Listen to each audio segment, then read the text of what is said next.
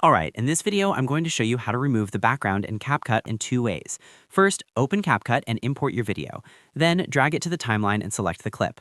Next, go to the Video tab on the right and click Remove Background. You'll see two options, Auto Removal and Chroma Key.